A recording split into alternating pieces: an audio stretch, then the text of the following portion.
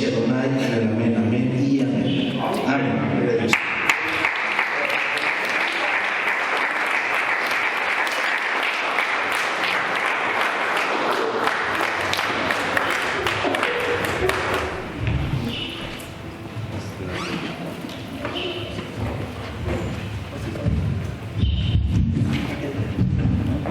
Creo que no había sonido, me dijeron por mensaje.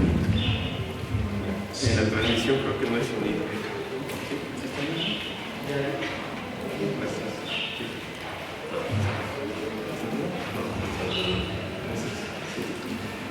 Gracias. Buenos días. ¿Cómo están todos hoy? Benditos el Señor. Vamos a abrir la Biblia, por favor, en Éxodo 12:17. Muchas gracias, Israel. Gracias, Roberto. Gracias, Erika. Gracias, Pastor. Bendito sea el eterno nuestro Dios, creador del cielo y de la tierra.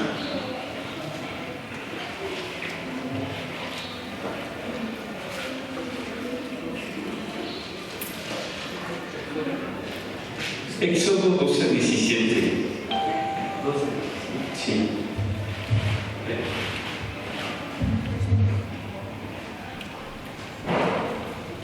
Dice así: con el permiso del cielo, siempre. Y guardaréis la fiesta de los panes sin levadura, porque en este mismo día saqué vuestras huestes de la tierra de Egipto. Por tanto, guardaréis este mandamiento en vuestras generaciones por costumbre perpetua. Amén. La palabra de Dios es bendita. Pueden tomar su lugar, por favor. Y si son tan amables, esta fiesta de los panes sin levadura se festejó el día miércoles. Hoy también hay muchas congregaciones donde lo están celebrando, pues por la facilidad de que sea sábado y de que muchos hermanos pues ya salieron de vacaciones o no están trabajando. Pero lo importante es que es un mandato guardar esta fiesta de los panes sin levadura, recordando que es Él el Todopoderoso el que nos sacó de la tierra de Egipto. Entonces, esta fiesta es una fiesta recordatorio. Generalmente nuestros recordatorios personales no son como de fiesta. Generalmente nuestros recordatorios individuales a veces caen en temas melancólicos. No sé si esté bien dicha la palabra, apoquinados, minimizados. Generalmente nuestros recuerdos siempre nos reducen a la idea de que el pasado fue mejor que el ahora. En mi juventud, cuando yo tenía, y usted puede ver a las hermanas que dicen cuando yo era joven, y los hombres también presumimos de la fuerza que teníamos cuando éramos más jóvenes, e incluso hoy hasta agacharnos nos cuesta trabajo, ¿no? A algunos de nosotros. Pero generalmente nuestros recuerdos están vinculados a situaciones un tanto melancólicas. A estas situaciones un tanto melancólicas podríamos llamarle Egipto, a situaciones, porque hacemos una comparación entre el ayer y con el ahora, y esta comparación generalmente es una situación de sentirme no pleno, sino minimizado. Por eso, aunque incluso recordemos situaciones bonitas, de belleza o de fuerza, en la comparativa actual, y cosas sencillas, por ejemplo, yo a los 20 años me podía desvelar 3 días seguidos. Hoy no aguanto ni una desvelada. Y ya me sale una lagrimita triste porque ya no aguanto ni una desvelada. Entonces, esa comparativa de lo que sí tenía antes y no tengo ahora, esa comparativa de cómo me veía antes y como que ya no me veo, sigo siendo el mismo, pero ya no me veo igual que hace 20 años. Esas comparativas de incluso familiares, ¿cuántos de ustedes pasaron momentos memorables en su niñez con una gran familia, con una familia numerosa, por ejemplo, el fin de año, la Navidad. ¿Cuántos recuerdos memorables tienes de esos momentos en que estaban todos tus familiares reunidos? Y ahora dices, este año me tocó pasarla solito o solita.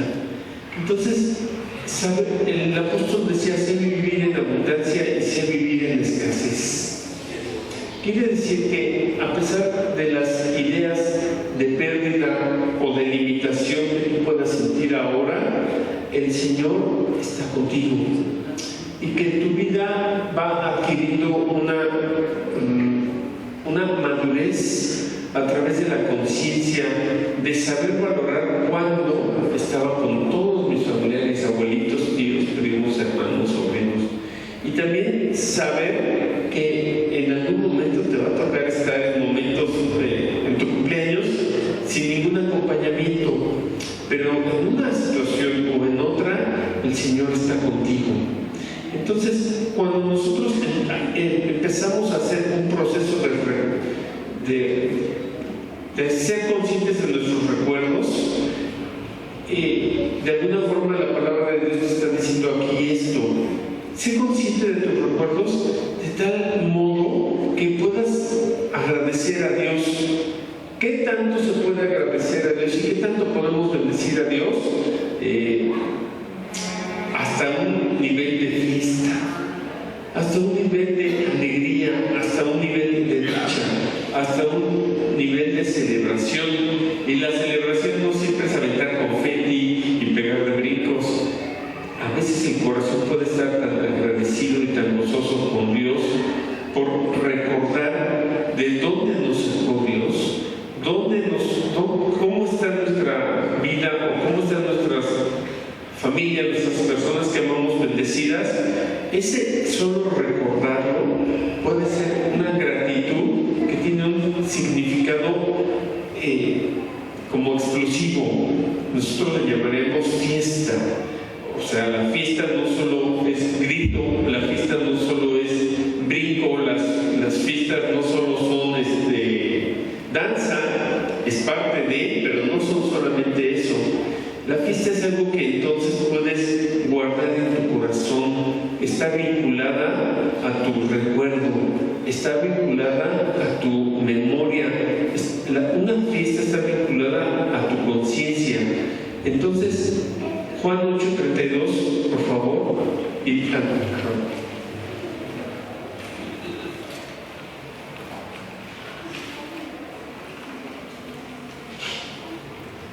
una fiesta es algo que me hace sentir vivo. Amén. Y no necesariamente es necesario que haya un sonido, ¿no? No sé, en tu barrio o en tu colonia, cuando alguien cerraba la calle y ponía un sonido, dices, va a haber fiesta. No es necesario incluso un sonido o un sonidero. Juan 8:32, que dice: y conoceréis la verdad, y la verdad os hará libres. Y le respondieron: linaje de Abraham somos y jamás hemos sido esclavos de nadie. Bueno, ¿cómo dices tú seréis libres? Jesús le respondió: de cierto os digo que todo aquel que hace pecado, esclavo es del pecado. Y el esclavo no queda en la casa para siempre, el hijo sí queda para siempre. Entonces, la libertad a la que Él nos ha llamado, dice aquí: así que si el Hijo los libertare, seréis verdaderamente libres. En México decimos que nadie puede dar lo que no tiene. Y Jesús decía: si el Hijo os libertare, seréis verdaderamente libres. Porque Él podía hablar de compartir una libertad en el interior, en el alma o en la conciencia, pues porque Él tenía esa virtud o ese atributo en su alma como Mesías. El Mesías es una alma libre, el Mesías es una alma poderosa, el Mesías es una alma consciente, el Mesías es la habitación del Espíritu Santo de Dios. Entonces, a veces podemos incluso decir, ok, ya no voy a entrar en un modo de estar recordando la vida siempre de modo melancólico. Es decir, Dios ya me sacó de Egipto. Si elijo os libertares, seréis verdaderamente libres. Pero tenemos que descubrir que nosotros somos hijos e hijas amados, que no somos esclavos, que no somos llamados a vivir, como se dice cuando te atan una cadena al pie, arrastrando las cadenas, ¿no? Las boyas. Y a veces vivimos así, con ese sentimiento de no libertad. Es decir, Dios no solamente te ha hecho libre en el Mesías, sino que además Él quiere habitar lo que Él ya hizo libre. Pero tú no puedes sentirte habitado por Dios si continúas con una idea de esclavitud en ti mismo.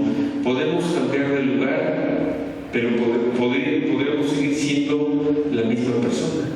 Muchos en el pueblo de Israel salieron de Egipto, pero su corazón seguía extrañando a Egipto. Y a veces nos pasa así. Decimos, Juan, antes de venir a los pies del Mesías, de Cristo, yo era más próspero, tenía más dinero, hacía más fácil el tema económico, me fluía más, y ahora no sé qué pasa, que no logro tener esa constancia, esa continuidad o esa economía próspera. Nosotros seguimos en nuestro corazón de algún modo atrapados, y no solo por el amor al dinero, porque el dinero podríamos decir que es prosperidad, y la prosperidad es amor. Entonces, si nosotros vemos, por ejemplo, el dinero, no desde ese juicio de no puedes amar a Dios y al dinero, poniéndolo en una altura similar a Dios, no está diciendo que el dinero sea malo, está diciendo que no lo ames, que no pongas tu corazón en eso que nosotros llamamos dinero o prosperidad. Pero, sin embargo, el dinero, la prosperidad o la abundancia también es sinónimo de amor. Entonces, si estamos en Dios, viviendo de alguna manera muy limitados, muy condicionados, incluso hasta en nuestros aspectos económicos, debes saber que no eres esclavo, debes saber que eres hijo y que puedes intencionar tu necesidad delante de Dios y ponerla delante de su presencia como hijo, no como esclavo. Un esclavo ni siquiera es un empleado. Un empleado renta sus capacidades, su intelecto, su tiempo, su fuerza a cambio de una remuneración económica. Ese es un empleado. Pero un esclavo se esfuerza, trabaja, se cansa, no tiene nada por voluntad propia, vive al día. ¿Qué más situaciones hay en un esclavo? No puede ejercer un libre albedrío, y lo que Dios te está diciendo es: no vivas como esclavo, como aquel que dice no puedo. No vivas como esclavo, como aquel que dice dependo de que el diablo no me esté atacando. No vivas como esclavo, dependo de que alguien más haga una oración por mí. Vive como hijo amado, porque el primogénito de todos los hermanos y hermanas, el Mesías, el Santo Mesías, Yeshua, nos ha hecho libres.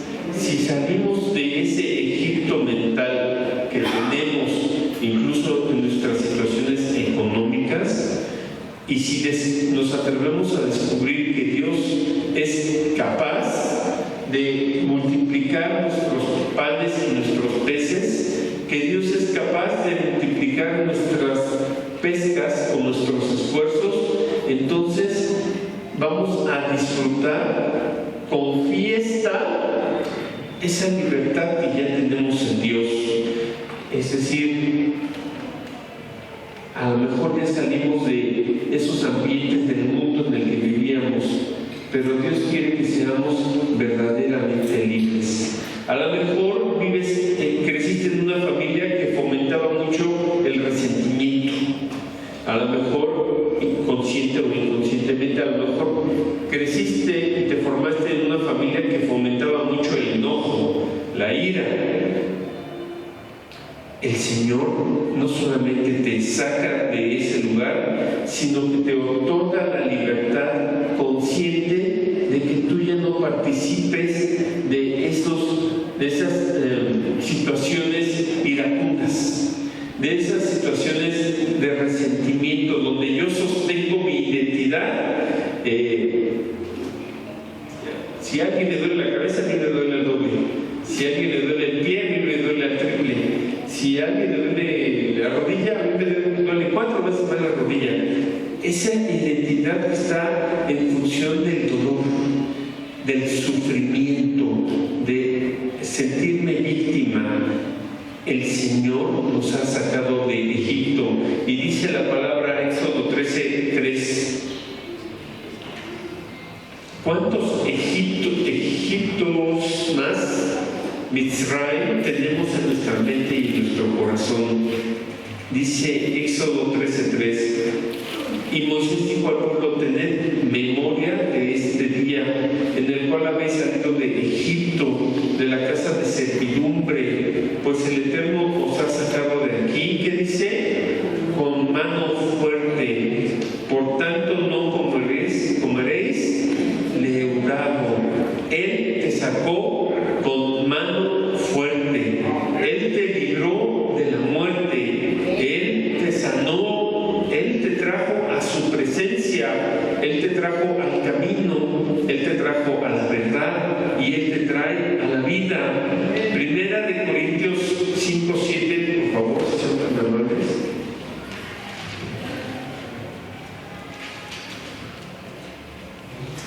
Dice: limpiaos pues, no solo no lo comas, sino límpiate pues de la vieja levadura, para que seáis ¿qué? Nueva masa, sin levadura como sois, porque vuestra Pascua, que es Cristo, ya fue sacrificada por vosotros. Esa es la mano fuerte con la que Dios sacó a Israel de Egipto. Esa es la mano fuerte con la que Dios saca a todas las almas que pertenecemos a la iglesia o al Israel espiritual.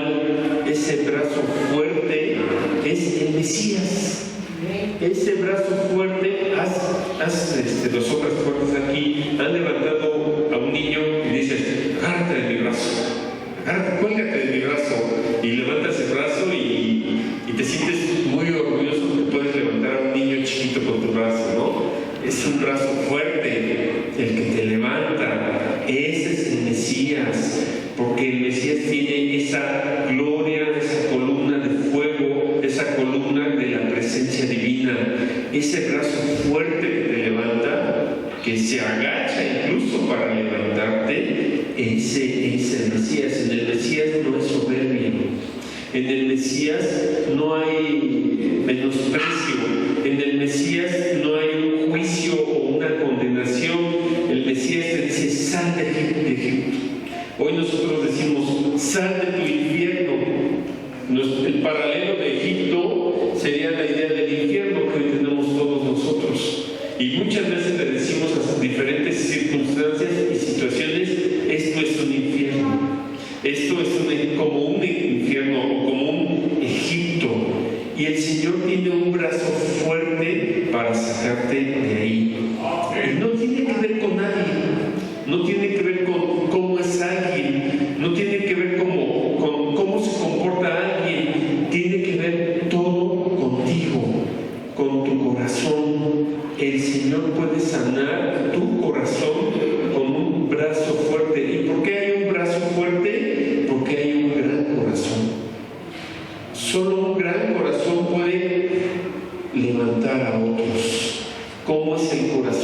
Mesías? Bueno, ¿cómo es el corazón del Mesías? Paciente. ¿Cómo es el corazón del Mesías?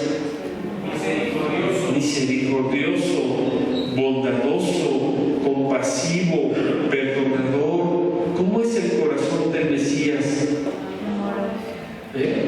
Amoroso. Por eso es fuerte. Por eso es un brazo fuerte del que podemos tomarnos, asirnos. Entonces, a veces buscamos la fuerza física, pero cuando decimos que Cristo, nuestra Pascua, ya fue sacrificada, significa que es algo que ya está hecho. Solamente debes de recordarlo. Él ya lo hizo. Es decir, Él ya te sacó de esas situaciones que te minimizaban, que te estresaban, que te desgastaban. Él ya lo hizo, pero nosotros tenemos que sacar nuestro corazón también de ahí y no seguir viviendo en un Egipto que puede ser el miedo, la culpa y muchas cosas más, la dependencia emocional o la necesidad de ser aprobados. Cuando alguien quiere manipularte, cuando alguien quiere chantajearte, justamente usa esto: tu necesidad de ser aprobado, tu dependencia emocional, o que tengas culpa o que tengas miedo. Entonces, ¿cómo se dice en el mundo? Que te activen tus botones donde tú te sientas solito o abandonado. Entonces, a veces nosotros con nuestra voz también estamos creando no el reino de Dios, sino que nuestra voz también la usamos para meter a otros en un Egipto, en un infierno, manejando sus emociones, haciéndoles sentir: te voy a dejar, haciéndoles sentir: sin mí no puedes, haciéndoles sentir: nadie te quiere, haciéndoles sentir: ¿cómo vas a vivir sin mí? Debes tener miedo si no estoy yo contigo. Debes de tener culpa, porque yo no voy a estar contigo por tu culpa. Debes de sentirte solo o sola. Y ese es un juego diabólico, el estar utilizando a los demás. El Mesías no utiliza a nadie. El Mesías, todo lo contrario, tiene un corazón sano que sana. El Mesías tiene un corazón amoroso que otorga amor. No tiene un corazón chantajista y manipulador. Y yo no veo a un Jesús que tratara de esa forma a sus discípulos. Y hoy nosotros incluso lo hacemos con nuestra familia, y no solo con nuestra familia, hasta con nuestros niños. Así lo hacemos. Ahí te vas a quedar solo para que aprendas. Y empezamos a fomentarles esas ideas de abandono, esas ideas de dolor. Enfréntate al dolor de que yo no estoy cerca de ti. Y nuestro Dios es todo lo opuesto. Yo estoy contigo todos los días hasta el fin del mundo. Deja que los niños se acerquen a mí, porque tuyo es el reino de los cielos. Papá Dios no solo te perdona, sino que además no te desampara, pero Él quiere que saques todas esas estructuras de miedo, de culpa, de apego emocional, de necesidad de aprobación, que te sientas amado por Dios, que te sientas habitado por el Espíritu Santo. Dios no solamente quiere lo mejor para ti, Dios quiere que te sientas libre, que sepas que eres libre. A veces yo le decía de broma a una hermana mayor de edad, no creo que no lo digo con el tema hombre-mujer. A una hermana mayor de edad yo le decía, así le decía, Luisa, ¿qué te falta? ¿Me tienes a mí? ¿No? Y ella solo se reía y decía, ¿no? Pero yo le decía, ¿qué te falta? ¿Me tienes a mí? Y realmente eso es lo que Dios te está diciendo. Y no lo está diciendo desde soberbia o desde un ego, Dios te está diciendo: ¿qué te falta? Me tienes a mí. De alguna forma Dios se lo dijo a Sara, y Sara se rió: vas a tener un baby a los 90 años. Y Sara se rió. Dios le dijo a Sara: me tienes a mí. De alguna forma Dios le dijo a las viudas de los profetas: me tienes a mí, y mandó al profeta para que se multiplicara el aceite de sus vasijas, de sus ollas, de sus jarrones. Yeshua le dijo a la gente: me tienes a mí, levántate, sé sano, camina. El Padre todo el tiempo te está diciendo: me tienes a mí. Y Yeshua, Jesús, todo el tiempo te está diciendo: me tienes a mí, yo estoy contigo. Entonces hoy podemos tomar esa voz de Yeshua y empezar a decidirnos a vivir no desde las limitaciones de miedo. Incluso en el mundo se dice así: sin miedo al éxito. Sin miedo al éxito. Con Yeshua al éxito. Con el valor del Mesías en ti, el valor tuyo para Él y el valor que Él te otorga al éxito. Eso es lo que Dios quiere, que tengamos éxito y bendiciones, verajá. Y a veces nosotros vivimos como lamentaciones y tristezas. Pero Dios quiere que estemos en una energía, en una vibración, voy a decir así, en una vivencia de éxito y de bendición, porque de esa forma podemos entender el amor de Dios. Levítico 9:6, por favor.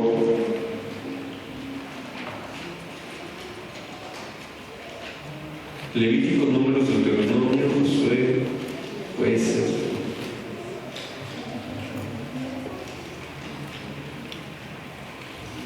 Levítico 9:6.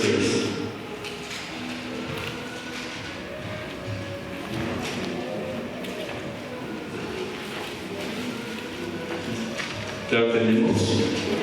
Dice así: entonces Moisés dijo: esto es lo que mandó el Eterno.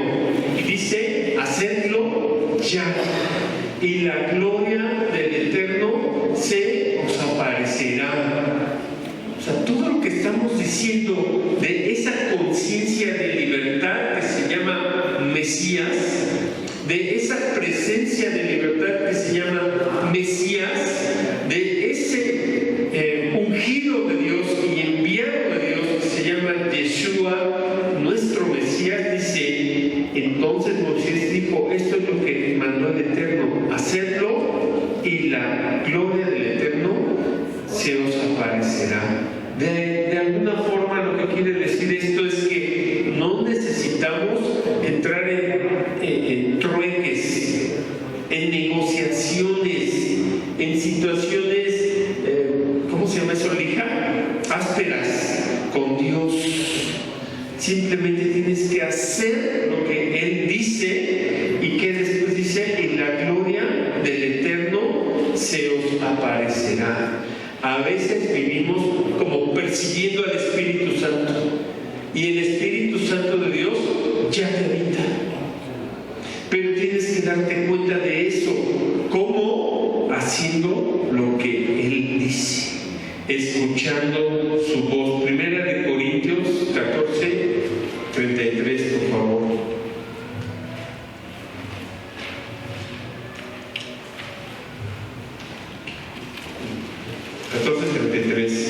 ¿Qué tan convencidos podemos salir de este lugar con lo que estamos leyendo? No que me haga caso a mí, que le creamos a Dios. Dice: pues Dios no es un Dios de confusión, sino de paz.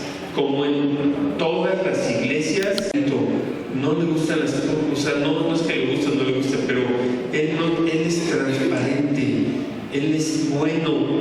Entonces, si nosotros creemos en que esa gloria de Dios se va a aparecer si nosotros hacemos o escuchamos su voz y llevamos a cabo lo que Él nos muestra, vamos a vivir con paz. Santiago 1:25, por favor.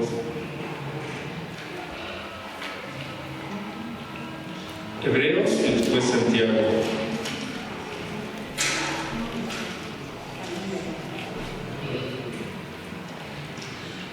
Santiago 1:25.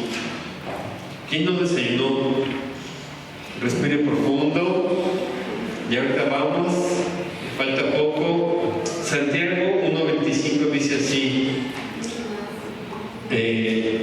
mas el que mira atentamente en la ley, que dice perfecta, el que mira atentamente en la ley perfecta de la de la libertad y persevera en ella, no siendo oidor olvidadizo, sino hacedor de la obra, este será bienaventurado en lo que hace. Entonces, la bendición de Dios no depende de Dios. ¿En qué sentido? Que la voluntad de Dios es constante, la voluntad de Dios es firme, la voluntad de Dios no tiene sombra de variación, pero depende de nosotros que estemos mirando atentamente esta ley perfecta.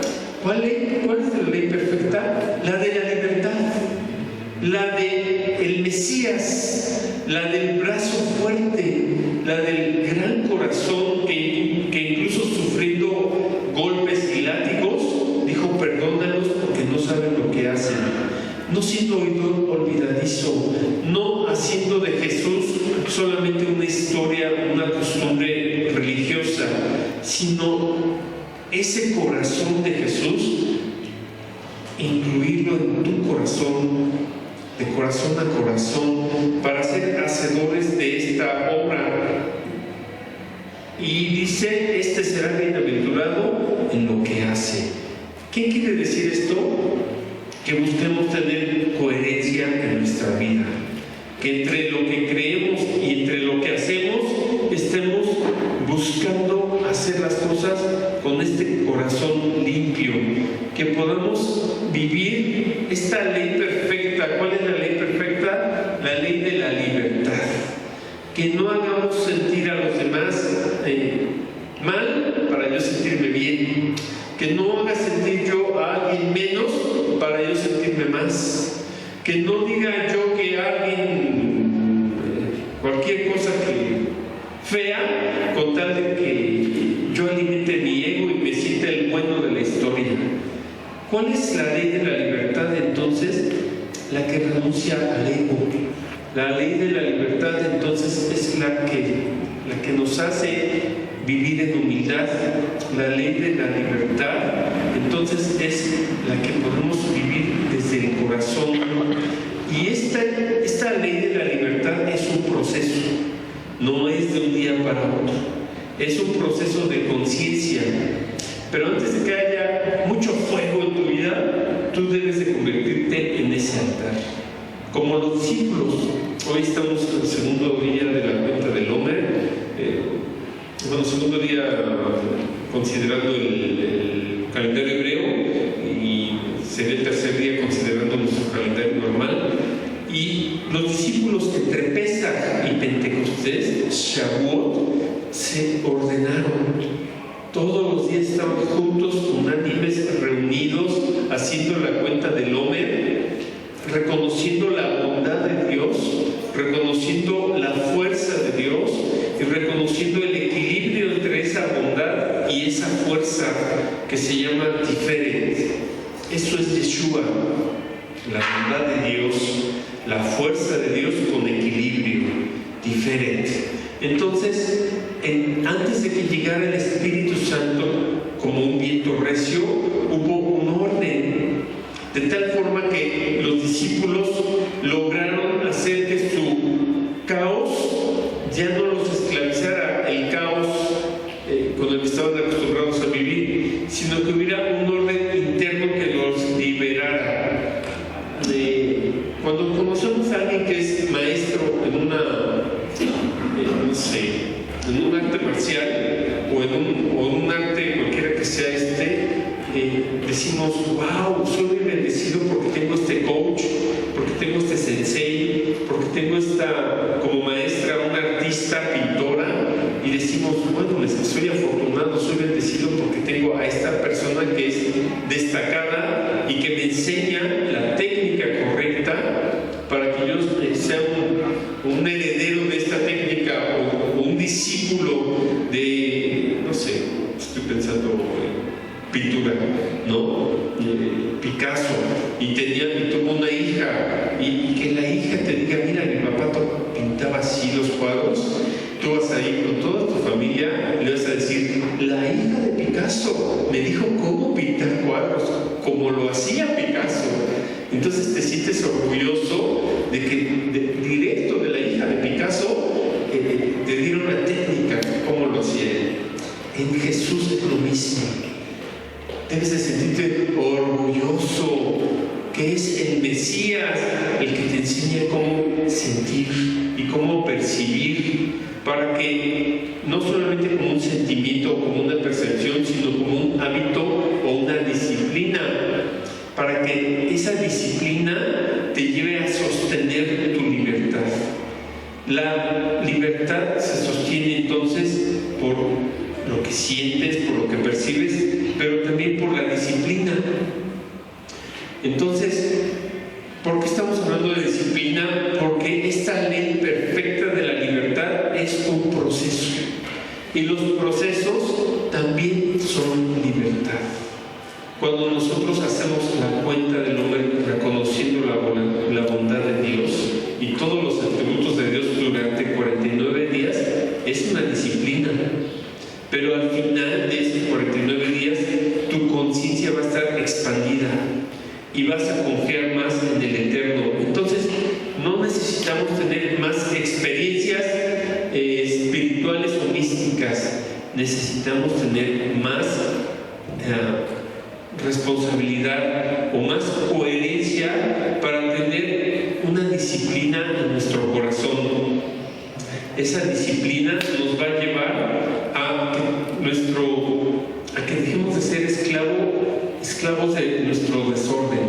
Dicho de otra forma, si ordenamos nuestra vida, dejamos de ser esclavos de esos hábitos que nos están siempre minimizando.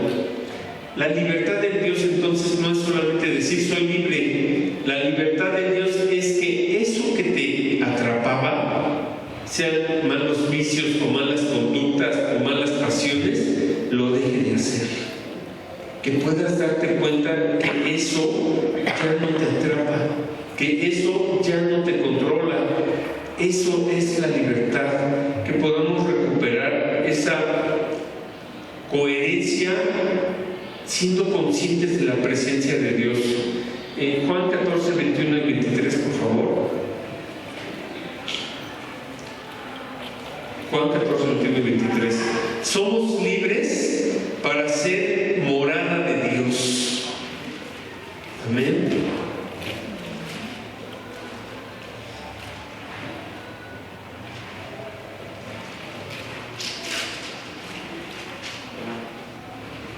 Dice, el que tiene mis mandamientos y los guarda, este es el que me ama, y el que me ama será amado por mi Padre, y yo le amaré y me manifestaré a él. El que tiene mis mandamientos y los guarda. ¿Dónde se guardan los mandamientos del Eterno? Si no es en el corazón, y si no es también en los hábitos, si no es también en el diario vivir. Dice, ese es el que me ama, y el que me ama será amado por mi Padre, y yo le amaré y me manifestaré a él. Entonces, alguna vez me acuerdo que alguna vez estaba escuchando una oración de una persona, estaba orando por otra persona y le dijo una frase. Dijo, tú eres muy amado en la tierra y también en el cielo. Tú eres muy amado en el cielo y en la tierra, que es contraria a la idea, en el concepto hebreo se llama rasha, al que es inconsciente. Al que es inconsciente doble, o sea, que no quiere entrar en conciencia, que no quiere corregirse un poquito. A ese que no se quiere corregir un poquito o nada, o nunca, le dicen rasha. Entonces, a veces nosotros nos conducimos inconscientemente, pero a veces, y nadie es perfecto, pero a veces no queremos corregirnos un poquito. Nos aferramos a esa forma inconsciente de vivir y nos decimos, a mí parece que Dios se olvidó de mí, o pareciera que Dios no me ama. No es nada de eso, Dios te ama. Simplemente necesitas entrar en conciencia y en coherencia para que entonces empieces a sentir nuevamente el amor. Dice aquí, yo le amaré y me manifestaré a él. Segunda de Corintios 3:17, por favor.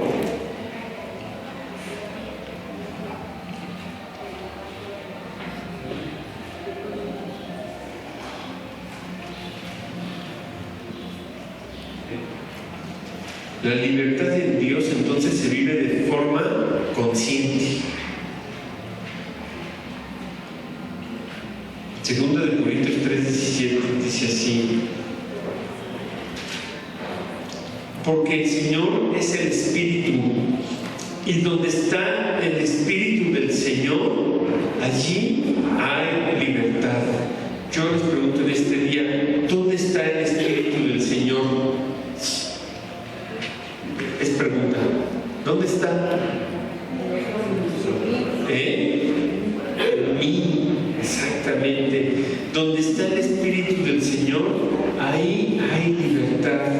Entonces, si hoy estás negociando con Egipto, ¿cómo se dice que tengo un pie adentro y un pie afuera? Egipto mental. Si hoy te sientes en un desgaste emocional en tus relaciones personales, en donde está el Espíritu de Dios, allí hay libertad. ¿Libertad para qué? Para decidir ser morada de ese Espíritu Santo. Entonces, es muy curioso, es como un ciclo. Tú lo reconoces en tu vida, tú lo reconoces en todos tus caminos, y en automático Él entra, ese reconocimiento de Dios abre la puerta para que tu vida completa entre en un orden divino, y a ese orden divino nosotros le decimos: hágase tu voluntad, así como en el cielo, así también en mi vida. Entonces, nacer en Cristo o en Dios no es para ser solamente libres, sino para permitir que Él nos haga nuevos, nuevito. ¿Cómo es algo nuevo? Huele a nuevo, se ve y se siente como nuevo. Eso es lo que Dios quiere, que tú te sientas así, como nuevo, no como algo desgastado, no como algo, incluso no dice ahí que te sientes como algo reciclado, ¿no? Dice nuevo, completamente nuevo. ¿Cuántos de aquí se sienten nuevos en Dios? No reciclados, no reciclados, nuevos en Dios. Entonces, ser libres no es hacer lo que queremos, ni decir lo que queremos, ni todo el tiempo presumir de eso, sino que ya no somos controlados por lo que antes nos controlaba. Y aquí todos tenemos diferentes situaciones, pero tampoco tenemos que hacer alarde de yo no tengo eso que esa persona sí tiene, porque a veces nuestras debilidades son diferentes y son distintas. En el mundo se dice que más rápido cae un ¿qué? Hablador que un cojo, ¿no? O no digas, en la palabra de Dios dice, no digas algo mal de tu hermano, porque es muy probable que tú también caigas. Entonces, si nosotros miramos nuestra libertad y la valoramos, no la vamos a usar para hacer sentir menos a alguien, no lo vamos a hacer. Si yo soy experto en algo, lo bonito de tener libertad es que yo le enseñe a esa persona o a alguien más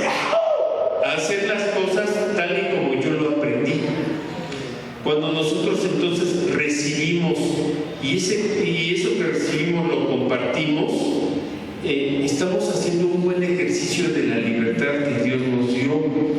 Pero si yo recibí voy a regresar de nuevo, de la hija de Picasso, del Picasso pintor, la técnica, cómo su papá pintaba. Y yo voy con otros pintores aquí de Coyoacán, de San Ángel, y les digo, no, pero ustedes no saben pintar cuadros. Yo sí sé porque tengo la técnica, una técnica de abolengo. Soy pastor de tercera generación. Eso no sirve de nada, porque entonces estamos sosteniendo nuestras habilidades y nuestros conocimientos o lo que Dios nos ha permitido saber y conocer para nuestra vanidad y para nuestro ego.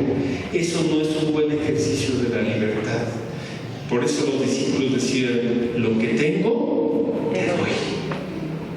Y te lo doy con lo que recibí de gracia, lo comparto con gracia. No para sentirme más que nadie, porque no lo soy, porque somos uno. Entonces, cuando nosotros, último punto, queremos proteger nuestra libertad, tenemos que hacer una diferencia entre lo santo y lo profano.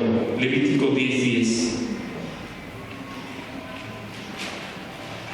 Además, fíjese que yo soy bueno para unas cosas y usted es muy bueno o muy bueno para otras cosas. Yo necesito aprender de usted y usted necesita aprender de mí. Y ese aprender, ese sostenernos en amor, nos lleva a ser libres. Nos lleva a no estar condicionándonos ni menospreciándonos. Dice entonces Levítico 10:10.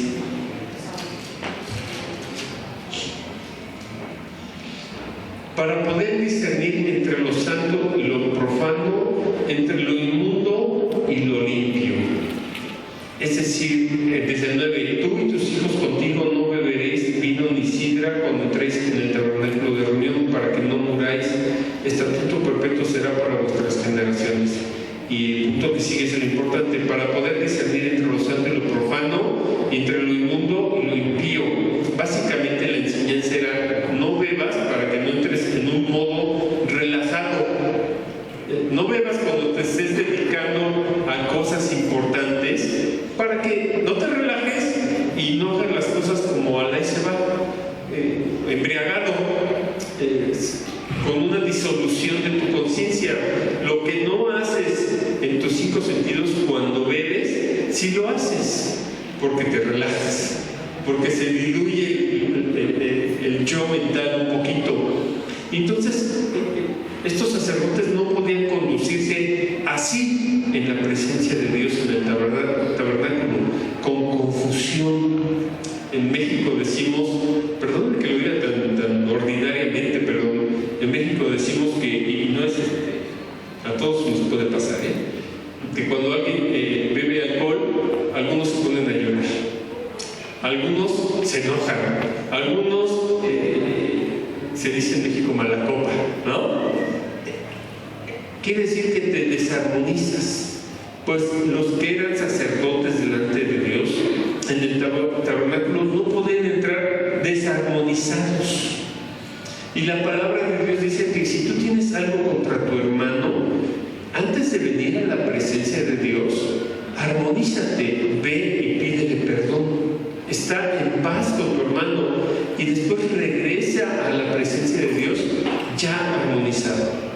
¿Cuántos de nosotros venimos a la presencia de Dios peleados con nosotros mismos? Y por consecuencia nos peleamos con todos los demás. Pero no es sino un reflejo de cómo estamos con nosotros mismos. Todo esto no lo digo para culpa, lo digo para que vayamos hacia una libertad. Que podamos no estar buscando en qué los demás no son libres, sino que podamos acercarnos con un corazón confiado y amoroso a Dios, con un corazón libre, en paz con nosotros mismos, en paz con los demás, en paz con nuestros hábitos, en paz con nuestro orden o disciplina, porque todo eso es un guardián de nuestra libertad. Hoy la idea es que nosotros vivamos un Pesaj un ceder de Pesaj, un orden de Pesaj, y que lo vivamos con libertad. Pero esa libertad es algo que tenemos que sostener amorosamente. La única forma de sostener la libertad que nos ha sido dada es amorosamente. Hebreos 5:14, por favor.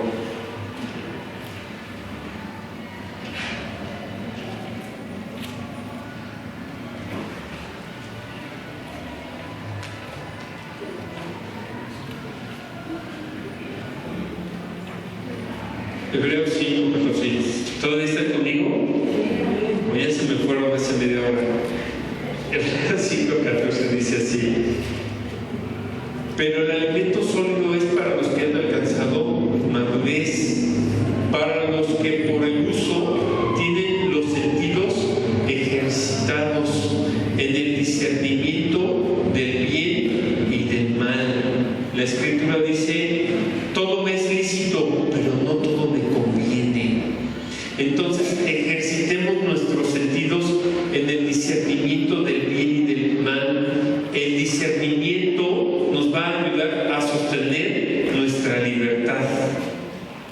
Es decir, Yeshua dijo que no todo contamina en el hombre, sino lo que sale de él. Y eso puede ser tu voz, tu forma de hablar. Esta voz te puede determinar que tu libertad, por así decirlo, se pierda.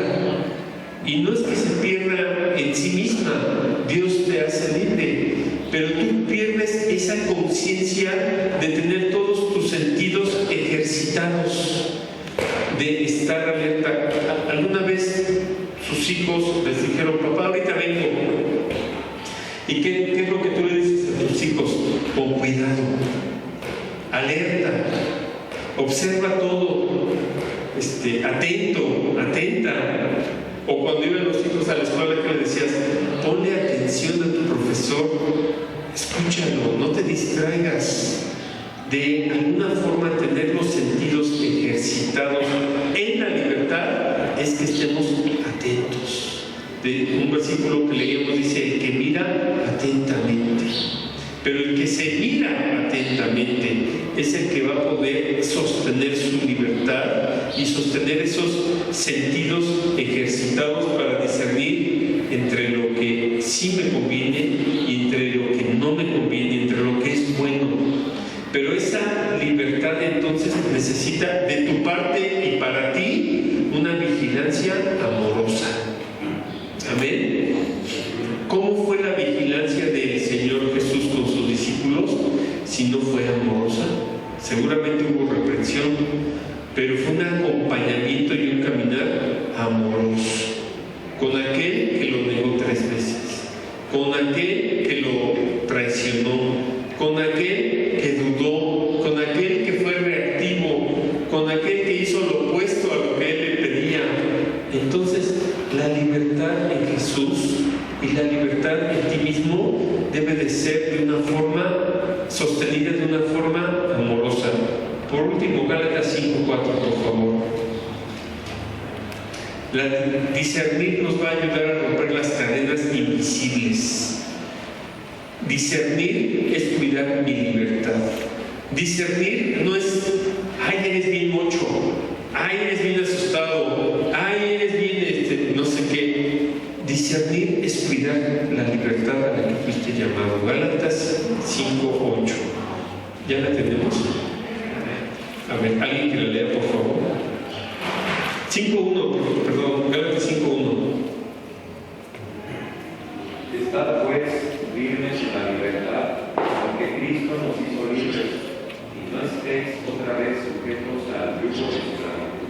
Amén. Si Él ya nos hizo libres, permanece libre. Quiere decir, Él mandó a Yeshua para sacarnos de todo lo que nos esclavizaba en nuestro corazón.